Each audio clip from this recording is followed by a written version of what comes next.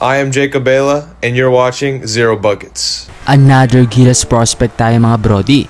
Marahil lang iba sa inyo ay kilala na ang batang to. Siya ang pure Pinoy na mula sa Amerika na si Jacob Bela.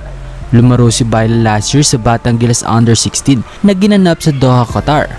Dito nag-average si Bela ng 8.2 points, 4.8 rebounds at 1.3 assists per game.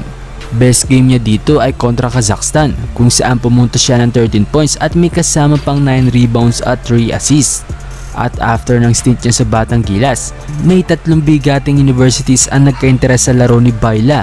Yan ay ang Ateneo, DLSU at UP. Pero ayon sa kanya, nakafocus muna ito makakuha ng D1 offer mula sa USNCAA na mas makabubuti sa kanya kung mag-i-stay siya sa US. Lalo na yung ganyang height, delikado yan dito dahil posibleng from combo guard to big man real quick, diba? Dahil last year sa Under 16, 6'4 pa lang ang height ni Bela. Pero this year mga brody, ayon sa kanya, 6'6 na daw ang height niya.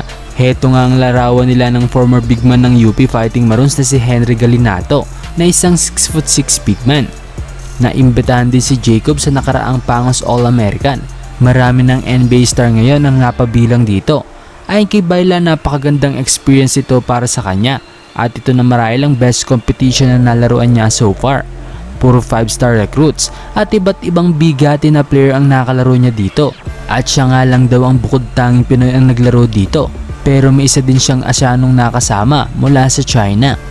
Pag nagtuloy-tuloy ang pag-i-improve ni Bela sa paglalaro, hindi malabo na mapabilang ito sa Gilas Senior in the future. Isang 6'6 guard na may handles na pang point guard, height na pang winger, mahusay na finishing at good defender. So heto mga brody, at panoorin natin kung gaano nakahusay maglaro itong si Jacob Bela. For 2023, we've got Duke and Syracuse for you. Our first game of today.